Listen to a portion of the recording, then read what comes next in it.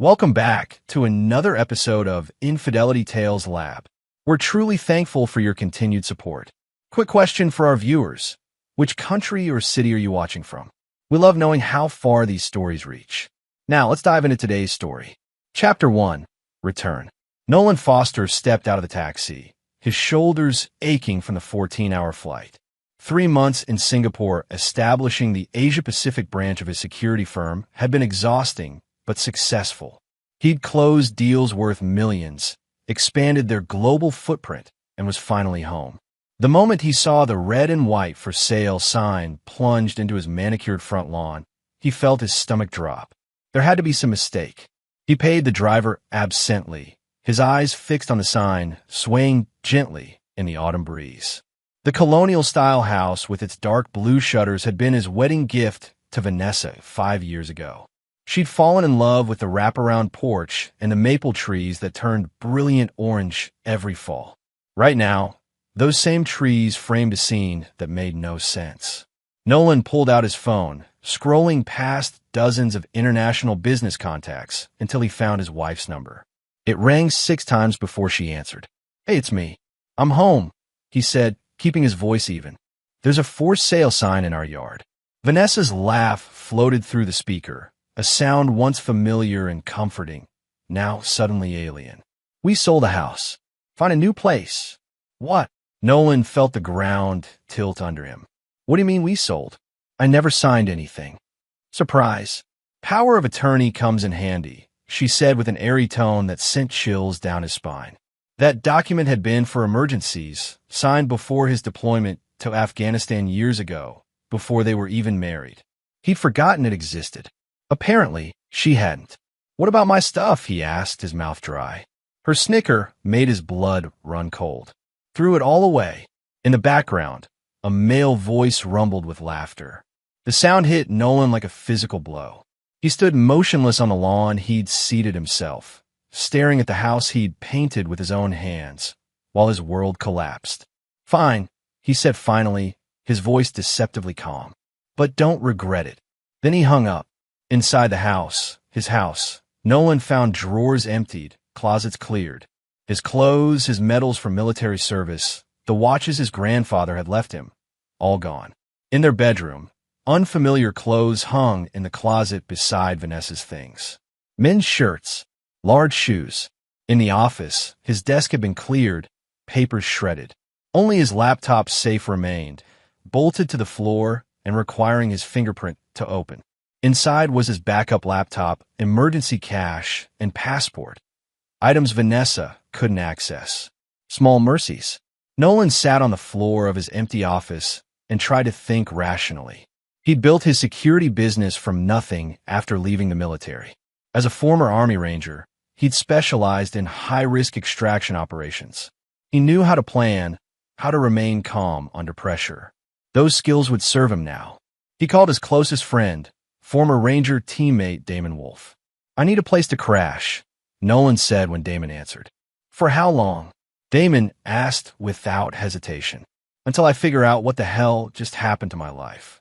3 hours later, Nolan sat in Damon's apartment overlooking the river, nursing a whiskey.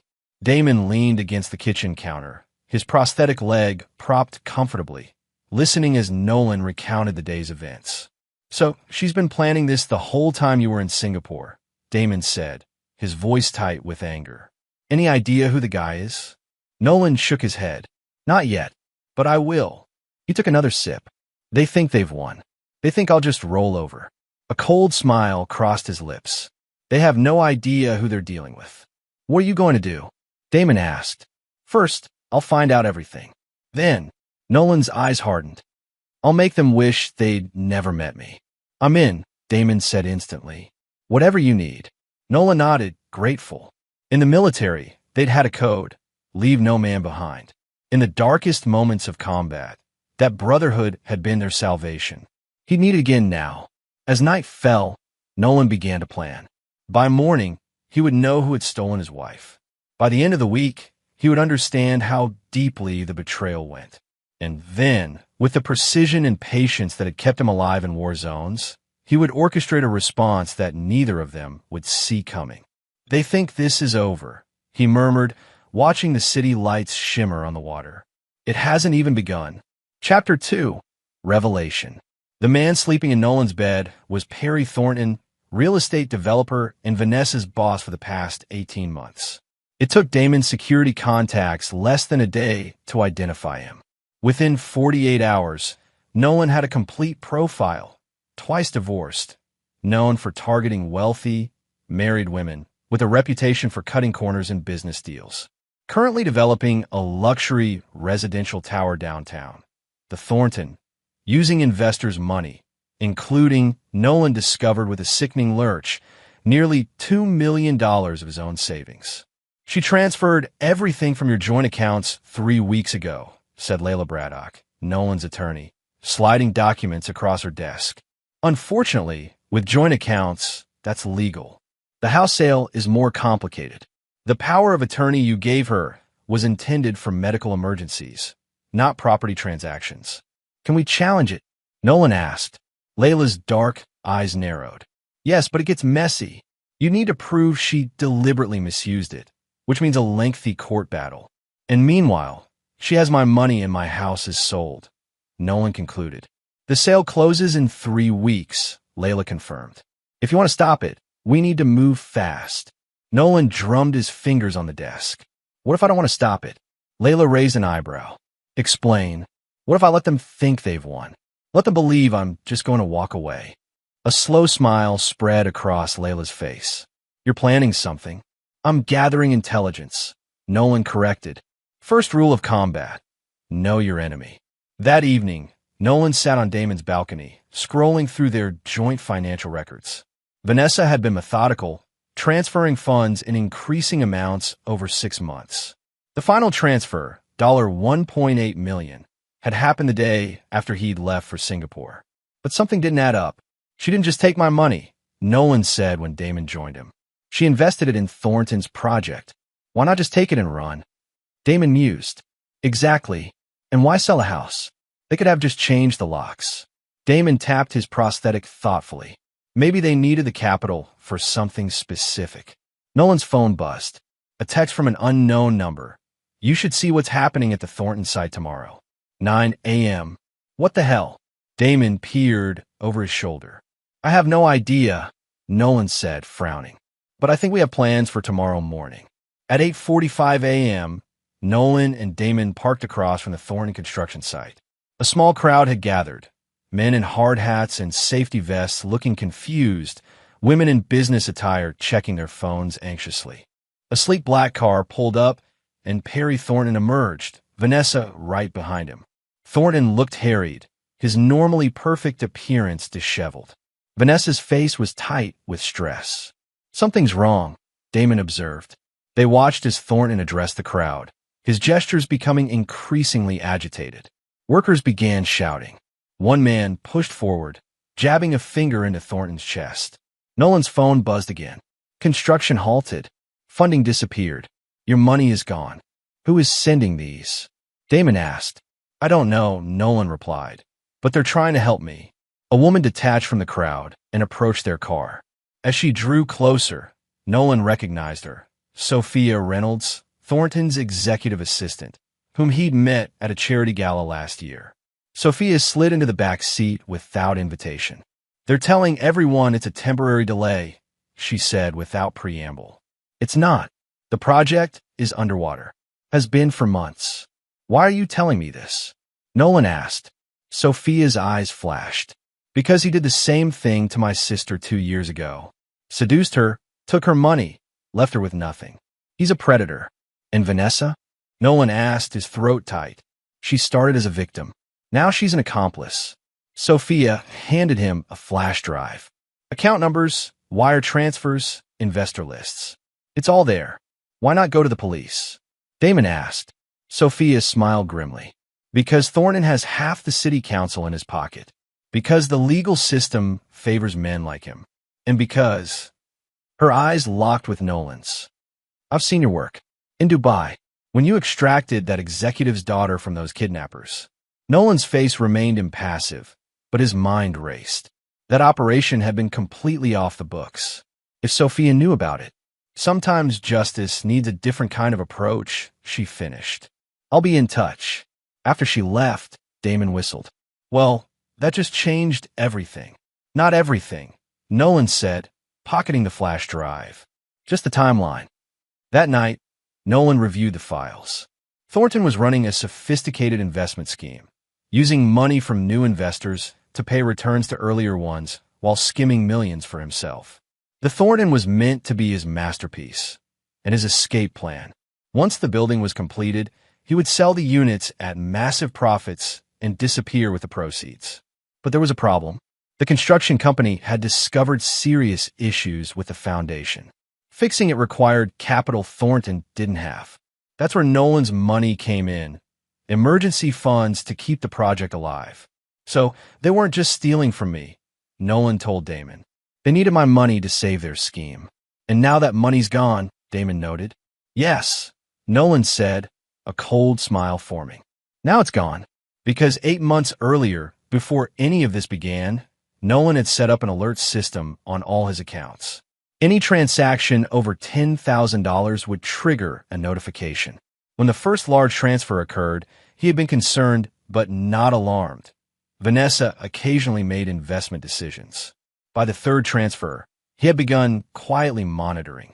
And by the time he left for Singapore, he had already moved most of their liquid assets to offshore accounts, leaving just enough in the joint accounts to see what Vanessa would do.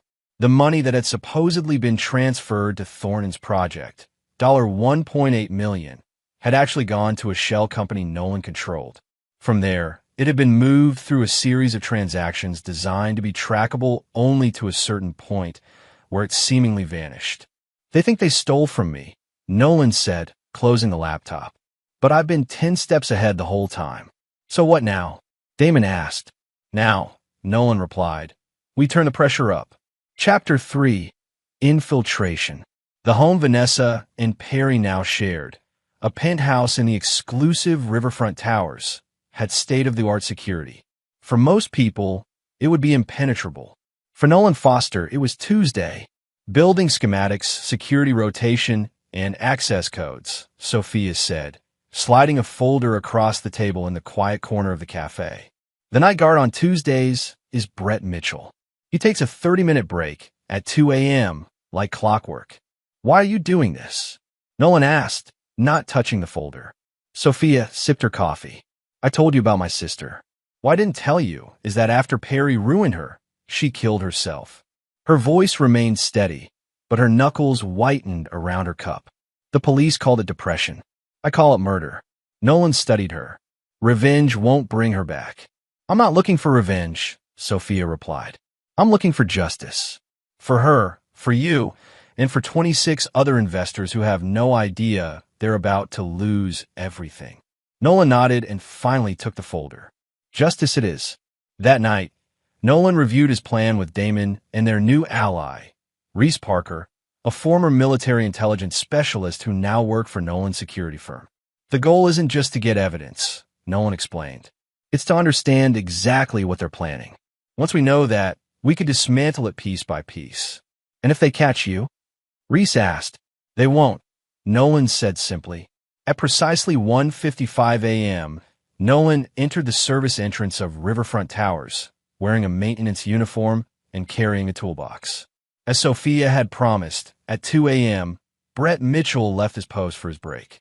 Nolan moved swiftly, using the access code to enter the utility elevator that would take him to the penthouse level. The penthouse itself required a key card, which Sophia had been unable to provide. But Nolan hadn't spent a decade in high-risk security work without learning a few tricks. A small device attached to the card reader bypassed the system in less than 30 seconds. Inside, the penthouse was dark and silent. Nolan moved through the space with practiced ease, placing miniature cameras and listening devices in strategic locations. In Thornton's home office, he found a laptop. Working quickly, he inserted a flash drive containing a program that would allow him remote access to the device. As he was about to leave, he heard footsteps in the hallway. Vanessa. He slipped into a closet just as she entered the office, speaking on her phone. Perry, the investors are getting suspicious. We need to show progress on the site, or they'll start demanding their money back. Her voice was tense. No, I haven't heard from Nolan. He's probably licking his wounds somewhere. He was always weaker than he looked. Nolan's jaw tightened, but he remained motionless. The account is almost empty, Vanessa continued. The transfer should have gone through by now. What do you mean it didn't arrive? That's not possible. Check again. There was a long pause. If the money isn't there, where is it? Another pause. Well, find it. We can't afford any more delays. If this falls apart, her voice dropped to a whisper. We'll lose everything. She ended the call and stood there, breathing heavily. Then she opened a drawer, pulled out a bottle of pills, and downed two with a glass of water from the desk. After she left, Nolan waited 5 minutes before emerging. In the master bedroom, he paused. On Vanessa's nightstand sat a framed photo, not of Perry, but of herself and Nolan on their wedding day. The incongruity of it struck him like a physical blow. For a fleeting moment, he remembered the woman he'd fallen in love with, brilliant, ambitious kind. What had happened to her? What had happened to them? He pushed the thought away. The woman in that photo was gone, if she had ever existed at all. The woman who had stolen his money, sold his house, and discarded his possessions. That was the real Vanessa. Nolan completed his task and exited the penthouse. By the time Brett Mitchell returned from his break, Nolan was 3 blocks away, walking calmly back to his car. Did you get what we need? Damon asked when Nolan returned to the apartment. And then some, Nolan replied. They can't find the money. They're panicking. Reese grinned. Good. Panic people make mistakes. Yes, they do, Nolan agreed. But we don't. Everything we do from here on out has to be precise and untraceable. We're not just dealing with Vanessa and Perry now. If Sophia is right about their connections, we're taking on some powerful people. So what's the play? Damon asked. Nolan smiled grimly. We become their worst nightmare. We become invisible, unstoppable, and completely merciless. Over the next week, Nolan's team monitored the surveillance devices. They listened as Perry and Vanessa argued about the missing money, as they reassured increasingly agitated investors, as they scrambled to find alternative funding. The construction site remained idle, workers unpaid and mutinous. They're meeting with someone named Raymond Bennett tomorrow, Reese reported after reviewing the latest recordings. From what I can gather, he's a last resort lender. The kind who charges 30% interest and breaks kneecaps when you miss payments. That's a desperate move, Damon observed. They are desperate, Nolan said, and about to get more so. The next day, Perry and Vanessa arrived at Raymond Bennett's office, only to find federal agents executing a search warrant. Bennett, it seemed, had been arrested on racketeering charges overnight.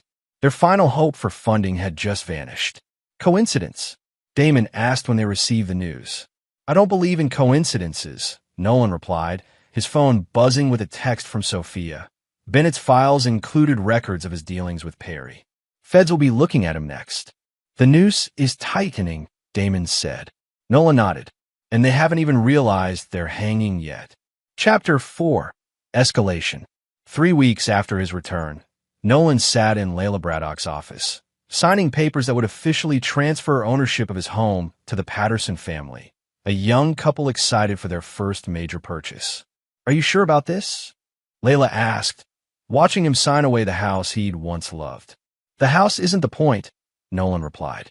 It's just a building. And the proceeds? Into escrow, as we discussed. Layla nodded, satisfied. Your counterpetition for divorce has been filed. Vanessa's lawyers will receive it tomorrow. Good. Make sure they see the financial disclosures. Layla's lips curved into a rare smile. They'll see exactly what you want them to see. A man nearly wiped out, with just enough assets left to make it worth pursuing. As Nolan left the law office, his phone rang. It was Sophia. Perry just fired me, she said without preamble. Said the company is restructuring and my position has been eliminated. We expected that, Nolan reminded her. He knows someone's working against him. He's eliminating potential leaks. Yes, but he also locked me out of the system. My access codes have been revoked. Nolan frowned. Can you still get into the building? My key card works, but not for secure areas. That's enough. Meet me at the cafe in an hour. When Sophia arrived, Nolan was already there with Reese. They'd secured a private room in the back, away from prying eyes. Perry's making mistakes, Nolan said as Sophia sat down. Firing you was predictable but sloppy. He's burning bridges he might need later. The investors are demanding a meeting, Sophia reported. They've seen the construction stoppage and heard rumors. Perry scheduled an information session for Friday. Perfect timing, Reese murmured, glancing at Nolan. What happens Friday? Sophia asked. The first domino falls, Nolan replied. That Friday, as anxious investors gathered in the Thornton Development Group's conference room, Nolan and Damon watched from a cafe across the street. Package delivered? Nolan asked. Damon nodded. 10 minutes ago. Inside the conference room, Perry Thornton was attempting to reassure his investors when his assistant rushed in, handing him an envelope. The color drained from his face as he read its contents. What did you send him? Damon asked. Bank statements, Nolan replied, showing exactly where the money went and who took it, but not the real statements. No, these ones implicate Perry in embezzling funds for personal use. Gambling debts, luxury purchases, offshore accounts. And Vanessa? These documents show her as another victim. For now, Damon looked surprised. Why protect her? I'm not protecting her, Nolan corrected. I'm isolating her. When this is over, I want her alone, without allies, facing the consequences of her choices. Across the street, the investor meeting had dissolved into chaos. Several men were shouting, one woman was crying, and Perry Thornton stood frozen, the papers clutched in his hand. Nolan's phone vibrated. A text from an unknown number. Police have received anonymous evidence of financial crimes at Thornton Development. Warrants pending. Your mystery helper again? Damon asked. Not mine, Nolan said thoughtfully. I think Sophia has another ally inside, someone with access and motivation. That evening, Nolan returned to Damon's apartment to find Vanessa waiting outside, pacing nervously. How did you find me? He asked, his voice neutral. I called everyone we know, she admitted. Her carefully maintained appearance had slipped. Her hair was limp, her designer clothes wrinkled. Nolan, we need to talk. Now you want to talk? After destroying my life? After stealing my money and selling my house? His tone remained calm, but his eyes were cold. It's not what you think, she pleaded. Perry's the one who took the money. He told me you had agreed to invest. By the time I realized what was happening, it was too late. And selling our house? Throwing away my possessions? Was that also Perry's idea? Vanessa looked away. I was angry. You were gone all the time. The business always came first. So you decided to punish me by committing fraud? Nolan laughed without humor. Try again. I made a mistake, she whispered. A terrible mistake. But Perry is dangerous. He has connections. If I tried to leave him, if I exposed him, save it. Nolan cut her off. The police will be arresting Perry soon. Financial crimes, wire fraud, investment scams. And guess whose name is all over the documentation? Here's a hint. Not yours. Vanessa's eyes widened. What? The evidence they're receiving shows you as another victim. You get a clean slate. He stepped closer, his voice dropping. Not because you deserve it, but because I want you to understand exactly what you threw away. Nolan, I filed for divorce. My lawyer will contact yours. Don't come here again. He walked past her into the building, not looking back. Inside, Damon was waiting. Didn't expect to see her here. She's running scared, Nolan said. Perry's world is collapsing, and she's looking for an escape route. And you just gave her one. For now. Nolan's phone buzzed again. Sophia. Perry's been arrested, she reported when he answered. The FBI raided his office this afternoon. And Vanessa? Not charged. Not yet. But they're investigating everyone connected to the company. Good. Keep me posted. Nolan ended the call and turned to Damon. Phase 1 complete. Perry is neutralized. What's Phase 2? Nolan's expression hardened, making sure Vanessa understands the definition of regret. Chapter 5. Unveiling. 2 days after Perry's arrest, Nolan received a call from an unfamiliar number. Mr. Foster? This is Detective Miranda Rivera, Portland Police Department. We'd like to speak with you regarding Perry Thornton and the Thornton Development Group. Nolan had been expecting this. Of course, Detective. How can I help? We understand your wife worked closely with Mr. Thornton and that you had invested in his latest project. Ex-wife. Soon enough, Nolan corrected mildly. And yes, I had investments with Thornton Development. We'd appreciate if you could come in and make a statement. I'll be there in an hour. The police station buzzed with activity.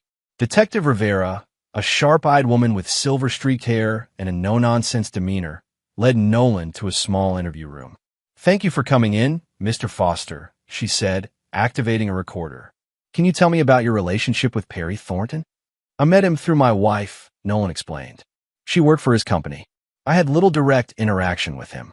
Yet you invested nearly $2 million in his project." Nolan frowned. "No, I didn't. My wife transferred that money without my knowledge or consent while I was overseas on business." Rivera's eyebrows rose. "You're claiming theft?" "I'm stating a fact," Nolan replied calmly. "I have documentation showing the transfers occurred without my authorization. I've already provided this to my attorney." "And you didn't report this theft?" "I only discovered it recently, upon my return. I was gathering evidence before taking legal action." The questioning continued for an hour. Nolan answered truthfully but selectively, painting himself as a victim of circumstances, a successful businessman whose trust had been betrayed. "One last question, Mr. Foster," Rivera said. "Given your background in security and military operations, is there any reason why someone might think you had the capability to orchestrate financial maneuvers to frame Mr. Thornton?" Nolan met her gaze steadily. "Detective, I run a legitimate security firm specializing in corporate protection and crisis response. If I had wanted to orchestrate anything, I wouldn't have let my wife steal $2 million from me." Rivera nodded, seemingly satisfied. "Thank you for your time. We may have additional questions later." As Nolan left the station, he spotted Vanessa in the waiting area, looking pale and anxious. Their eyes met briefly before he walked past without acknowledgement. Back at Damon's apartment, Nolan reviewed the day's developments with his team. "The detective suspects something," he admitted. "She's sharp, but she has no proof," Reese pointed out. "All evidence points to Perry." "For now," Nolan agreed. "But we need to accelerate the timeline." Layla reports that Vanessa's lawyers are requesting an emergency hearing regarding the divorce settlement. "She's after what's left of your assets," Damon surmised. "Yes, and we're going to let her think she can get them." The next morning, Nola met with Layla to discuss strategy. Her lawyers are claiming emotional distress and abandonment, Layla reported, disgusted. "They're painting her as a loyal wife who made poor decisions under Perry's influence while you were consistently absent pursuing business interests." "What are they asking for?" "Half of your remaining assets and ongoing support." Nola nodded thoughtfully. "Counter with this. I'll provide a one-time settlement of $500,000 on condition that she sign a complete release of all future claims." Layla looked surprised. "That's more generous than I expected." "It's bait," Nolan replied. "She'll think I'm desperate to be done with this, that I'm willing to pay to make her go away. Her greed will do the rest. And if she accepts, she won't get the money," Nolan said flatly, "because by then, she'll be facing criminal charges of her own." Meanwhile, Sophia had been making discoveries of her own. Using her remaining access to Thornton Development, she'd uncovered a pattern of communications between Vanessa and another Thornton executive, Brian Walsh. They were working together from the beginning, Sophia told Nolan, showing him emails dated months before Nolan's trip to Singapore. Vanessa wasn't Perry's victim, she was his partner. And when things started going south, they were planning to pin everything on Perry and take the remaining assets. Walsh wasn't arrested. No, he's been cooperating with investigators, claiming he discovered irregularities and reported them. Nolan smiled coldly. "Give me everything you can on Walsh. Every email, every text, every meeting with Vanessa." The following day, Brian Walsh received an anonymous package. Inside was a USB drive containing every communication he'd had with Vanessa about their plan to betray Perry, along with a note. "The FBI gets these tomorrow. Unless..." Walsh called Vanessa immediately. "We have a problem," he said when she answered. "Someone knows." "Knows what?" Vanessa asked, her voice tight. Everything. The plan, the diverted funds, the offshore accounts. They have our emails, our texts, everything. That's not possible, Vanessa insisted. We were careful. Well, someone wasn't careful enough, Walsh hissed. They're threatening to send it all to the FBI unless... Unless what? They want the access codes to the Cayman account. Vanessa felt the blood drain from her face. The Cayman account contained the funds they'd managed to divert before Perry's arrest. Nearly $1 million that was supposed to be their safety net. It has to be Nolan, she whispered. He's always been 2 steps ahead. I don't care who it is, Walsh snapped. What are we going to do? Nothing, Vanessa decided after a moment. It's a bluff. They can't have everything. And even if they did, it would implicate them too. Whoever they are. You're willing to risk federal charges? I'm willing to see if they're bluffing. Give it 24 hours. 24 hours later, FBI agents arrested Brian Walsh as he attempted to board a flight to Mexico. The evidence against him was comprehensive and damning, and it included numerous communications with Vanessa. When Nolan heard the news, he was meeting with Layla. Now we wait, he said. Vanessa will be next. Unless she runs, Layla pointed out. She won't run, Nolan said confidently. She still thinks she can win. He was right. Instead of fleeing, Vanessa called an emergency meeting with her divorce attorneys. Their new strategy: claim complete ignorance of any wrongdoing and push for an immediate settlement before charges could be filed. She's offering to accept your terms, Layla reported afterwards. $500,000, clean break, no future claims. Perfect, Nolan smiled. Draw up the papers. I'll sign them today. You're really going through with this? Layla asked, puzzled. Giving her $500,000 after everything she's done? Trust me, Nolan said. She'll never see a penny of it. The next morning, as Vanessa arrived at her attorney's office to sign the divorce settlement, she was met by Detective Rivera and 2 FBI agents. The charges: conspiracy to commit wire fraud, money laundering, and misappropriation of investor funds. As she was being led away in handcuffs, she looked up to see Nolan watching from across the street.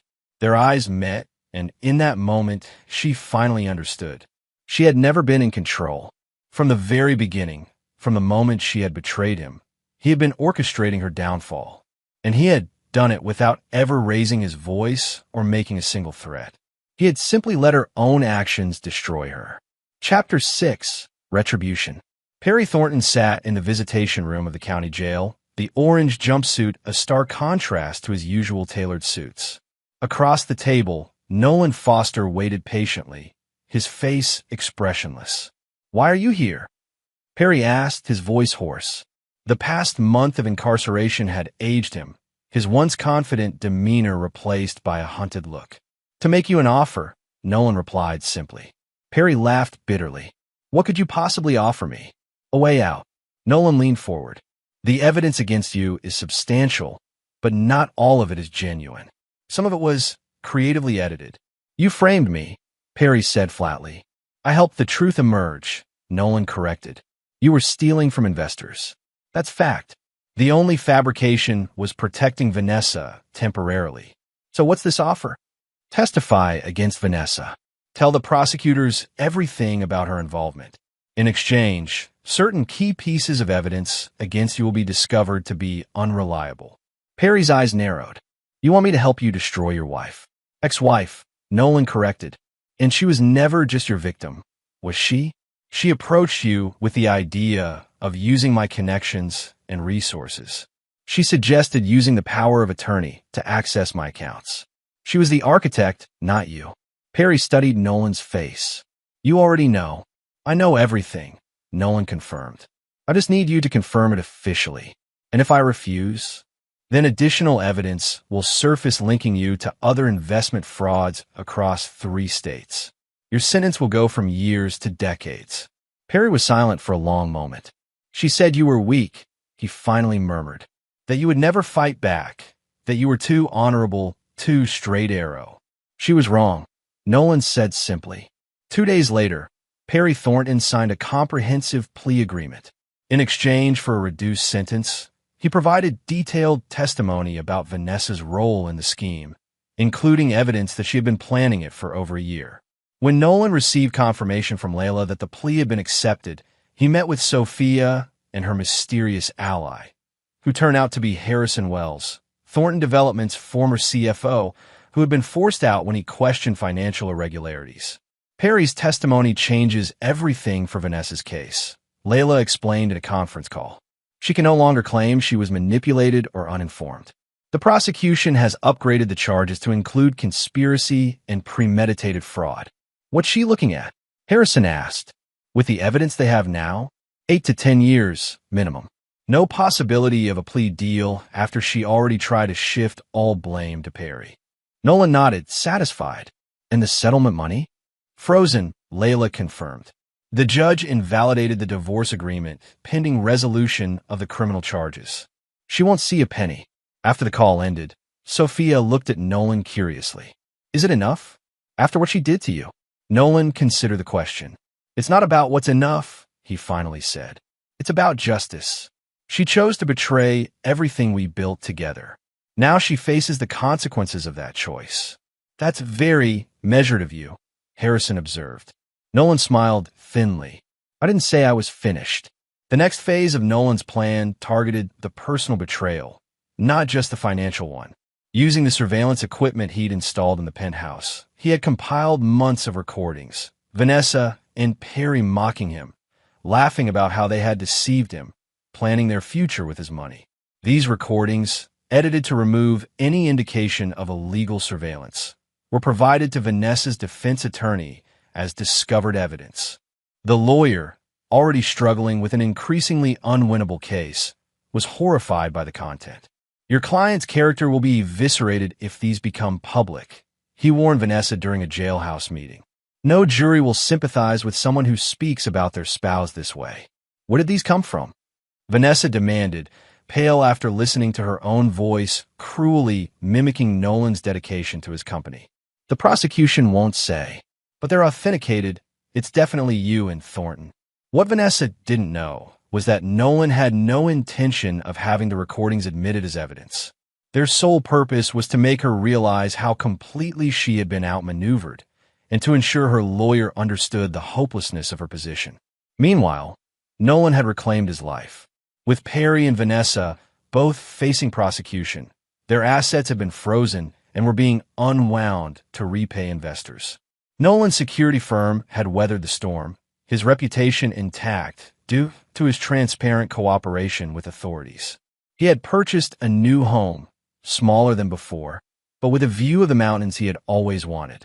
Damon had moved in temporarily, while Reese had returned to field operations. Sophia and Harrison had both joined Nolan's company, their expertise in financial security proving invaluable. One evening, as Nolan sat on his deck watching the sunset, Damon joined him with 2 beers. Vanessa's lawyer reached out to Layla today, Damon reported. They want to discuss a plea deal directly with you, bypassing the prosecutors. Nolan took a long sip of his beer. They're desperate. Very. The lawyer thinks she's looking at a decade minimum. She's offering to relinquish all claims to any assets in exchange for your support for leniency. After everything, she still thinks I can be manipulated, Nolan mused. Still thinks I'll soften if she appears contrite. Will you meet with her? Nolan considered for a long moment. Yes. One last time. The meeting took place in the attorney's office.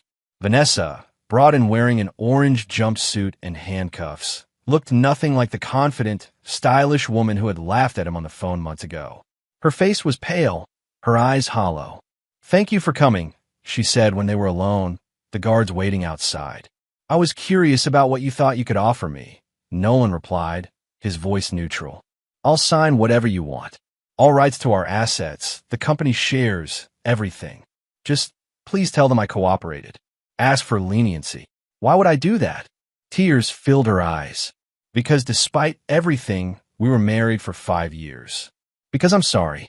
Because I made a terrible mistake. A mistake, Nolan repeated. Is that what you call it? Systematically stealing from me, destroying my possessions, conspiring with your lover to take everything I built? I was wrong, she whispered. I listened to those recordings and I don't even recognize myself. Perry, he changed me, made me believe you didn't care about us. only about the business. Don't blame Perry, Nolan said coldly. He may have provided the opportunity, but you made the choice. And you enjoyed it. I heard the laughter, Vanessa. I heard the contempt. Please, she begged. I can't survive 10 years in prison. Nolan stood. You told Perry I was weak, that I would never fight back. You were wrong about that, just like you were wrong about so many things.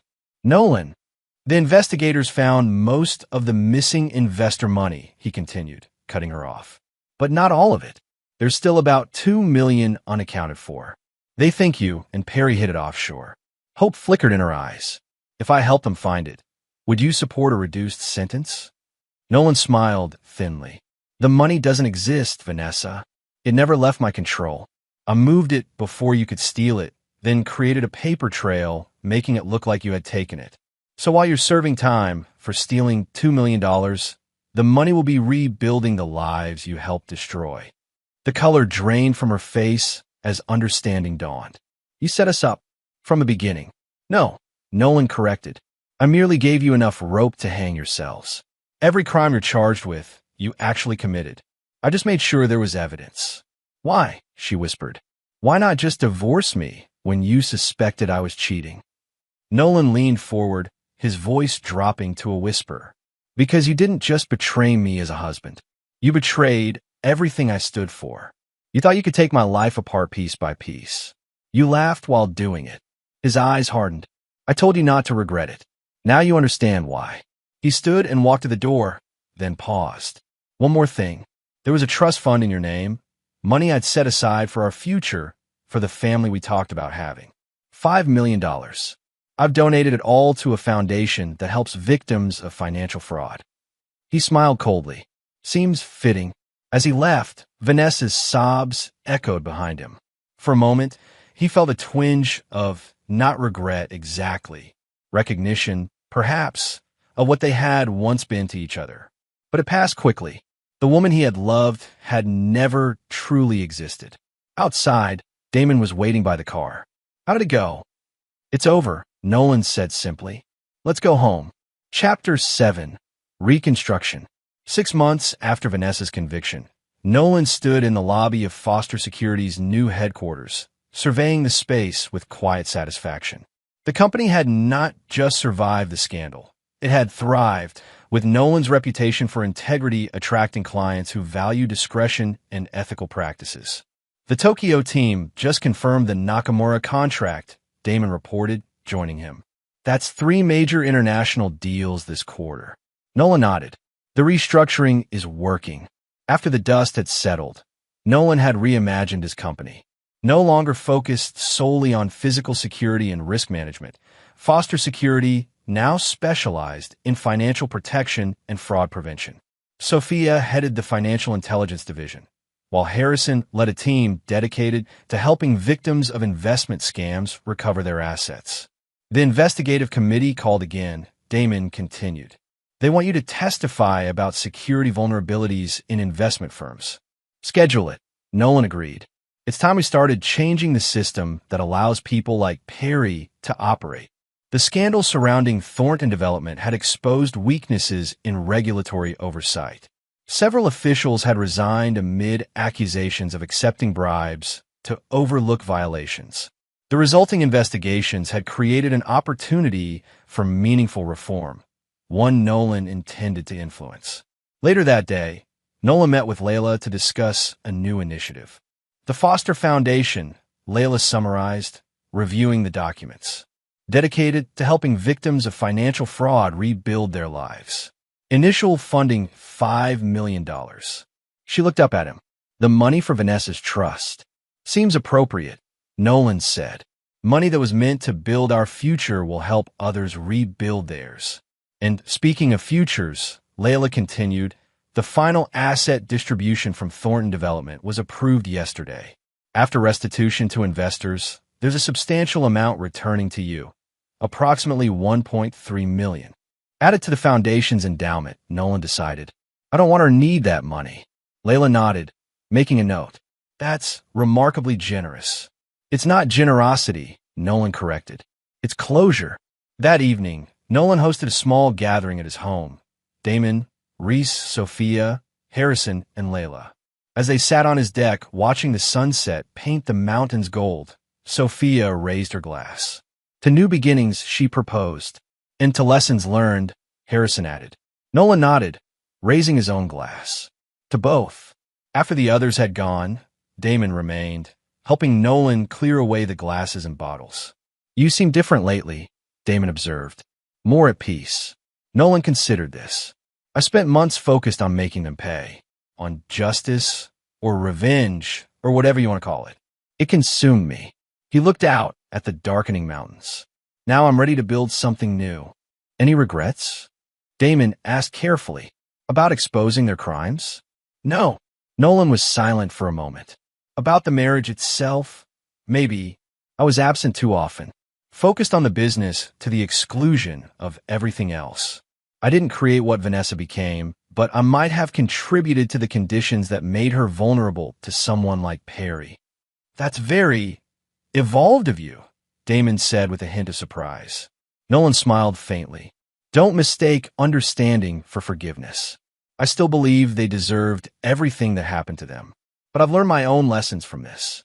Later that night, alone in his study, Nolan opened his laptop and checked the secure email account he used for confidential communications. Among the messages was one from a prison email address. Vanessa. For a long moment, his cursor hovered over the delete button. Then, curiosity winning out, he opened it. Nolan, it began. I don't expect forgiveness or even a response. But I need you to know that despite everything, despite what I became, there was a time when what we had was real. I destroyed that, and I will live with that knowledge every day for the next 8 years. You were right. I do regret it. Not just the consequences, but the choices themselves. The person I see in those recordings isn't someone I recognize or want to be. Prison has a way of forcing honesty. I am sorry, for whatever that's worth. V. Nolan read it twice, then closed the laptop without replying. Some doors were closed permanently. Some betrayals couldn't be undone. What mattered now was the future he was building, for himself, for his company, and for those he could help. The house was quiet around him. Not lonely, exactly, but peaceful. In time, perhaps he would share again. But for now, this solitude was healing, a space where he could rebuild not just his life, but himself. His phone buzzed. A text from Reese about a potential new client, a family office concerned about investment fraud. Nolan smiled slightly. Life continued. The work continued. And in that continuity lay strength. Forward, he murmured to himself. It was both a direction and a promise. Chapter 8. Revelation. 1 year to the day after his return from Singapore, Nolan received an unexpected visitor. Detective Miranda Rivera, now Lieutenant Rivera, waited in the lobby of Foster Security's headquarters. Lieutenant. Nolan greeted her, ushering her into his office. This is a surprise.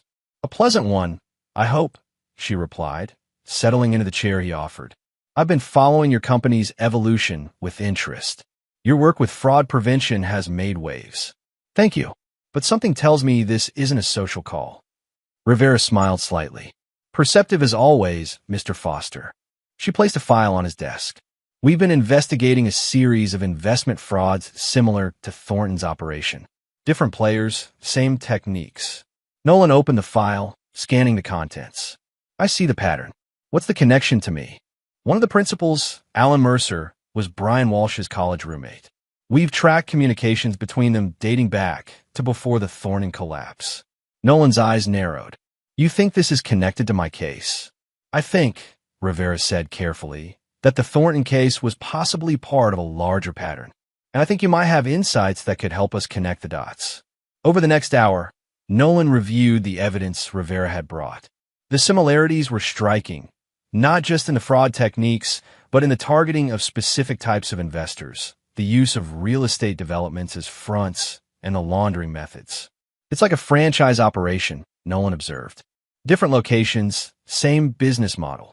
Exactly, Rivera agreed. And we believe there's someone coordinating it all. A mastermind who provides the templates, the connections, and takes a percentage of the proceeds. And you think this person was connected to Thornton's operation? We know they were. Rivera pulled out another document, a bank statement showing regular transfers from Thornton Development to a company called Nexus Consulting. These payments were consistent, every month for 3 years. But Nexus doesn't exist, at least not as a real company. It's a shell. Have you spoken to Perry or Vanessa about this? Perry claims ignorance, says Vanessa handled those payments. Vanessa refuses to discuss it. Nolan leaned back, considering, why come to me with this? Rivera met his gaze directly. Because I think you know more than you've shared. About the money, about the connections, about everything. For a long moment, Nolan was silent. Then he made a decision. I have a theory, he said finally. But it's just that, a theory. I never found concrete proof. I'm listening. There's a man named Lawrence Blackwood, former hedge fund manager, retired officially 10 years ago after an SEC investigation that never quite stuck. He specializes in what he calls creative finance. And you think he's the mastermind? I think he creates the architecture for these operations, trains the principals, and provides the networks needed to move money undetected. In exchange, he takes a percentage and remains completely insulated from any legal consequences. How do you know about him? Nolan smiled thinly. I make it my business to know about threats in the financial world. When I started investigating Thornton and Vanessa, Blackwood's name came up tangentially. Nothing concrete enough to pursue. Where can we find him? That's the million-dollar question. He moves constantly, never stays in one place long enough to establish patterns. But Nolan paused, then continued. I might know someone who can help locate him. After Rivera left, with promises to share any information he uncovered, Nolan called Sophia into his office. We need to talk about Lawrence Blackwood, he said without preamble. Sophia's expression remained neutral, but her shoulders tensed slightly. What about him? The police are connecting dots, Nolan explained. They've identified the pattern linking Thornton to other similar operations. It's only a matter of time before they follow the trail to Blackwood. And that concerns us because... Nolan leaned forward. Because you and Harrison have been tracking him for the past 6 months. Because your sister wasn't just another victim of Perry's. She was deliberately targeted as part of Blackwood's operation. And because we both know Vanessa was Blackwood's protege long before she met Perry. Sophia's composure cracked slightly. How long have you known? I suspected from the beginning, Nolan admitted. The operation was too sophisticated, too well executed to be Perry's work. He was the front man, the charming face. Vanessa was the real operator trained by Blackwood. When I started unraveling their scheme, I found traces of a larger pattern. Why didn't you say anything? Because I wasn't certain. And because your motivations were genuine, even if you weren't telling me everything. Nolan's voice softened. I understood your need for justice for your sister. I still do. Sophia sank into a chair. We're close to finding him, she said after a moment. Harrison has tracked financial movements that suggest he's operating from Portugal now. We have an address, security details, everything. Good, Nolan nodded. Because we're going to hand him to the authorities. Sophia looked up sharply. That wasn't the plan. Plans change, Nolan said firmly. Revenge might feel satisfying, but justice serves more people. Blackwood has orchestrated dozens of these schemes, ruined countless lives. The best way to honor your sister is to make sure he can never do it again. And Vanessa? Sophia asked. If Blackwood goes down, her involvement with him will come to light. She might get a reduced sentence for cooperating. That's a possibility, Nolan acknowledged. But it's not my concern anymore. My focus is on stopping the system that creates more victims. If Vanessa benefits from that incidentally, so be it. Later that evening, Nolan briefed Damon on the development. So Vanessa was working for this Blackwood character all along. Damon asked, incredulous. Before she even met Perry? I believe so, Nolan confirmed. It explains a lot. How she managed the financial side so efficiently. How she knew exactly which documents to forge, which accounts to target. Then your marriage. Was it ever real? Nolan paused, considering. I don't know, he admitted finally. Maybe in the beginning. Maybe never. It doesn't matter now. And you're okay with potentially helping her get a reduced sentence? I'm okay with doing what's right, Nolan replied. Blackwood is the greater threat. Stopping him matters more than my personal feelings about Vanessa. That's remarkably noble, Damon observed. Nolan smiled wryly. Not nobility, perspective. This was never just about Vanessa and Perry, or even about what they did to me. It was about a system that enables predators like Blackwood to operate with impunity. Taking him down serves a greater purpose than seeing Vanessa serve her full sentence. Over the next week, Nolan worked closely with Sophia, Harrison, and Lieutenant Rivera, compiling evidence against Lawrence Blackwood. The web was vast and complex, spanning multiple countries and involving dozens of shell companies, but gradually a clear picture emerged. "We have enough for international warrants," Rivera announced during a strategy meeting. Financial crimes units in 3 countries are coordinating to make simultaneous moves on his known locations. When? Nolan asked. 72 hours. Absolute secrecy until then. If he gets even a hint we're coming, he'll disappear. After the meeting, Sophia lingered in Nolan's office. "There's something else you should know," she said hesitantly. "About Vanessa." Nolan raised an eyebrow. "Go on." "She's been writing to Harrison, offering information about Blackwood in exchange for our help reducing her sentence. Has she provided anything useful? Account numbers, contact methods, even details about his security protocols." Sophia paused. "She also included personal messages. For you." Nolan's expression remained neutral. "I'm not interested in her personal messages." "She claimed she was coerced," Sophia continued, ignoring his response. "That Blackwood threatened her family if she didn't cooperate. That's why she targeted you, because your security background made you valuable to their operation." "Do you believe her?" Sophia hesitated. "I don't know. The information she's provided about Blackwood has checked out. But whether her motivations were fear or greed." She shrugged. "Only she knows that." Nolan was silent for a long moment. Forward the information to Rivera, he decided. Vanessa can make her case to the prosecutors. It's not my judgment to make anymore. 2 days later, as final preparation for the Blackwood operation were underway, Nolan received an urgent call from Rivera. "We have a problem," she said without preamble. "Blackwood's gone." "What happened?" Someone warned him. His Portugal location was cleared out 12 hours ago. He left behind a message. "Give my regards to Foster." Nolan felt a cold certainty settle in his stomach. He knows we're coming. "Worse," Rivera continued. "We think we know who warned him. Vanessa Foster was found unconscious in her cell this morning. The security system malfunctioned. No cameras for 7 minutes. She's in critical condition. Was it an attempt on her life? Unclear. But before she lost consciousness, she managed to write something. LB knows. Run." Nolan hung up and immediately activated the company's emergency protocols. If Blackwood knew they were targeting him, and if he was as connected as Nolan suspected, none of them were safe. Within an hour, Sophia and Harrison were on secure transport to a safe house, while Damon coordinated enhanced security at the office. Nolan himself remained at headquarters, converting the crisis room into a command center. "We need to assume he has resources within law enforcement," Nolan told the assembled team. "Limited communication, secure channels only. No one goes anywhere alone." As night fell, Nolan reviewed security footage from around the building. Nothing unusual, but the sense of being watched persisted. Blackwood was a shadow, a ghost in the system. If he wanted to strike, he would find a way. Just after midnight, Nolan's secure phone buzzed, an alert from the perimeter sensors at his home. Someone had breached the property.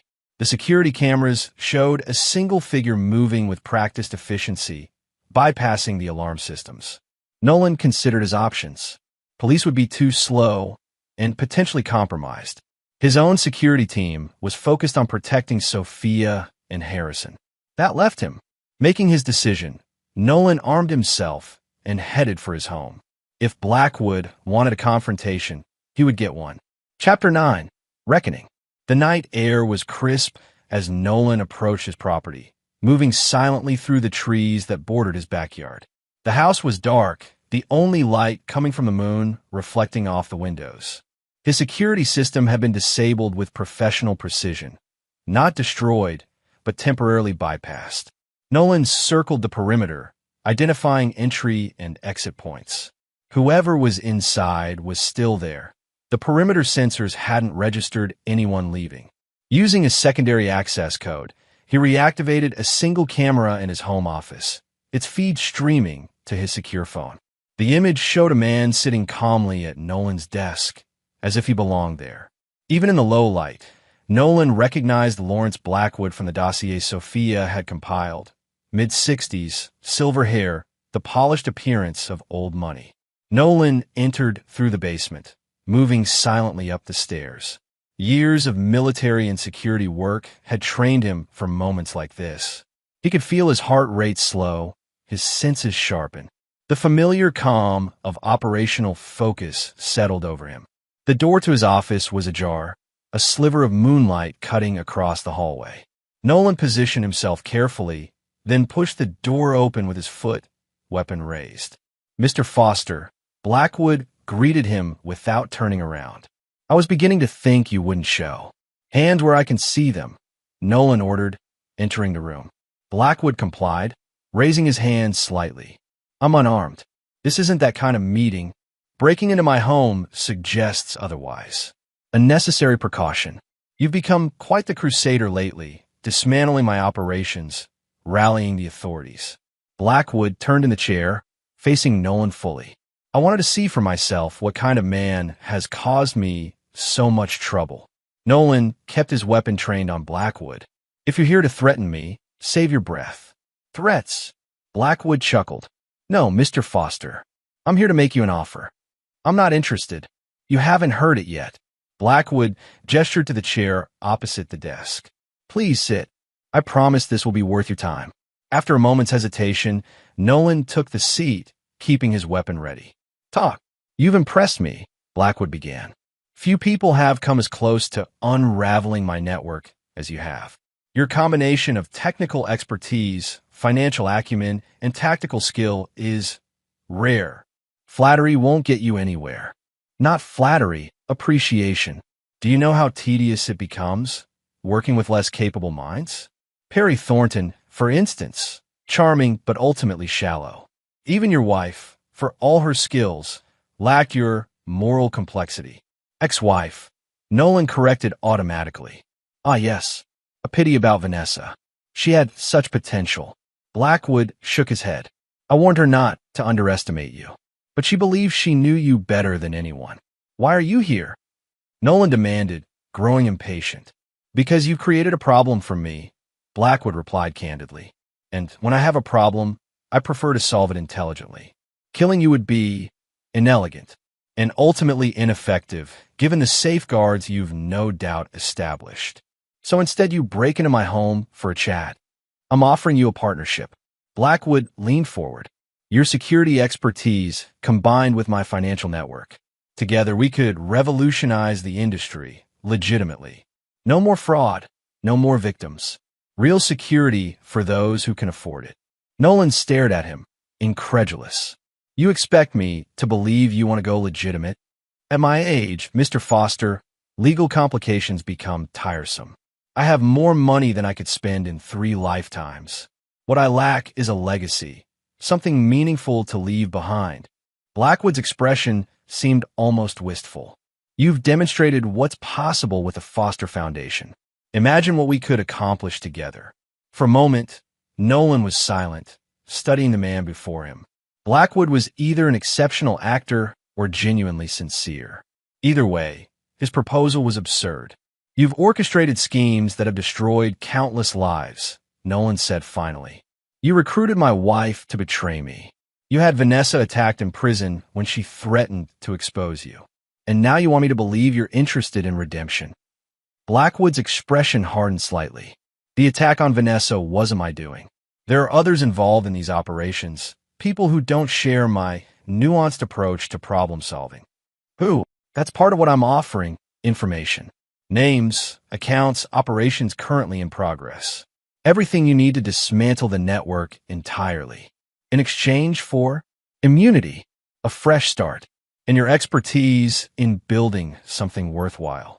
Nolan considered the offer, or pretended to.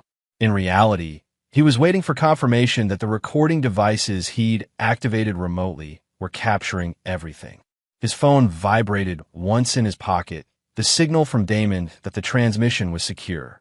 "How do I know you're not recording this conversation to use against me later?" Blackwood asked suddenly, as if reading his thoughts. "You don't," Nolan replied honestly. "Just as I don't know whether you have snipers positioned outside." Blackwood smiled thinly. "A standoff, then?" "Not quite." Nolan's phone vibrated again, twice this time. The prearranged signal that law enforcement was in position. "You made a fundamental miscalculation coming here, Blackwood." "Oh, you assumed I'd be interested in your offer. That I'd be tempted by the information, the resources, the chance to build something worthwhile." Nolan leaned forward. "But here's what you didn't understand. I already have something worthwhile. And people like you, people who treat others as disposable, who destroy lives for profit, can never be part of it." Before Blackwood could respond, the night erupted with light and sound as tactical teams breached the property from multiple entry points. Within seconds, the office was flooded with armed officers, Lieutenant Rivera among them. "Lawrence Blackwood," she announced, "you're under arrest for conspiracy, wire fraud, money laundering, and a dozen other charges we'll detail later." As Blackwood was handcuffed and led away, he turned to Nolan one last time. "You could have had everything." "I already do," Nolan replied simply. Later, as the forensic teams processed the scene, Rivera joined Nolan on his deck. "He came right to you," she marveled. "Walked right into our hands." "His ego wouldn't allow another option," Nolan explained. "Men like Blackwood believe they can talk their way out of anything, that their intelligence makes them untouchable. Well, this time it made him catchable." Rivera handed him a preliminary report. "We've already seized accounts in 7 countries. The evidence he was carrying alone is enough to put him away for decades." Nolan nodded, satisfied. "And Vanessa?" "Stable. The doctors expect a full recovery." Rivera hesitated. "The attack appears to have been orchestrated by someone in Blackwood's organization, but not Blackwood himself. We're still investigating." "Will she cooperate?" "Her lawyer says yes. She's offering everything she knows in exchange for witness protection and a reduced sentence." Nolan absorbed this information silently. After all the betrayal, all the pain, Vanessa would likely emerge with less than half her original sentence. It should have bothered him more than it did. "Are you okay with that?" Rivera asked, watching his reaction. "I'm okay with justice being served," Nolan replied. Blackwood was always the bigger target. If Vanessa's cooperation helps ensure he never hurts anyone again, that's what matters. The following morning, Nolan hosted an emergency meeting with his team: Damon, Sophia, Harrison, Reese, and Layla. The capture of Blackwood had made national news, with Foster Security prominently mentioned as instrumental in the investigation. "Our phones haven't stopped ringing," Damon reported. "Everyone from government agencies to corporations wanting to strengthen their financial security protocols. The foundation has received over $1 million in donations overnight," Layla added. "People who lost money in these schemes are coming forward, wanting to support our work." Nolan looked around at the team he had built. People who had stood with him through the darkness of betrayal and emerged stronger on the other side. "A year ago, I came home to find my life torn apart," he said quietly. "Everything I thought I knew, everyone I thought I could trust, gone in an instant. And now?" Sophia asked. Nolan smiled, a genuine smile that reached his eyes. "Now I understand that what was taken from me wasn't what mattered. It was what remained: my integrity, my purpose, the ability to rebuild something better." "So what's next?" Harrison inquired. "We continue the work," Nolan replied simply. "There are other Blackwoods out there, other schemes, other victims needing protection and justice. The foundation expands its support programs. The company develops new security protocols. We keep moving forward." As the meeting concluded, Reese lingered behind. "There's one thing I've been wondering," he said when they were alone. "That day you came home, when you found the for sale sign, you told Vanessa, 'Don't regret it,' like you already knew what was coming." "I suspected," Nolan admitted. "The transfers had started months earlier. I'd been monitoring, gathering information, preparing for the possibility that she was involved in something questionable. I just didn't know how deep it went until that moment. So even then, you were already planning how to respond? Not planning exactly, but I understood that whatever was happening, it wasn't a simple betrayal. The scale, the timing, the precision, it felt orchestrated. Nolan's expression darkened briefly. What I didn't anticipate was how much it would hurt, hearing her laugh at me. Knowing she had thrown away my possessions, erased me from our home so completely. But you didn't let that control your response, Reese observed. No, Nolan agreed. I let it fuel me instead. Pain can be transformed into purpose, loss into determination. Later that evening, alone in his office, Nolan received an unexpected email. The sender was Vanessa, writing from her hospital bed through her attorney's secured system. By now you know everything, she had written. About Blackwood, about how we met, about why I targeted you. What you don't know, what I need you to know, is that somewhere along the way, it stopped being an operation for me. I fell in love with you, Nolan. Genuinely. That's why it took me so long to make my move, why Blackwood became impatient with me. The woman you married wasn't entirely a fiction. She was a part of me I hadn't known existed until I was with you. This isn't an excuse. There is no excuse for what I did. But as I face whatever future awaits me, I wanted you to know that the regret you predicted, it's not just about getting caught. It's about destroying something real and valuable. Something I didn't appreciate until it was gone. I don't expect forgiveness. I don't deserve it. But I hope someday you can find happiness again. You, of all people, have earned it.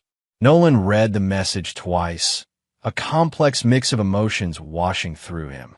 There had been a time when words like these would have shattered him, would have made him question everything.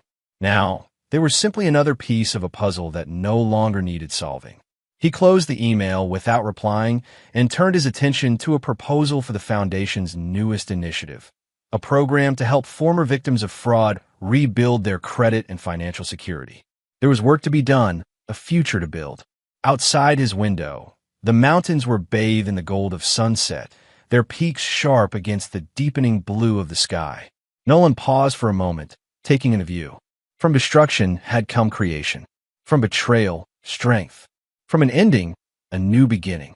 The phone on his desk rang. Damon, calling about an emergency at a client site.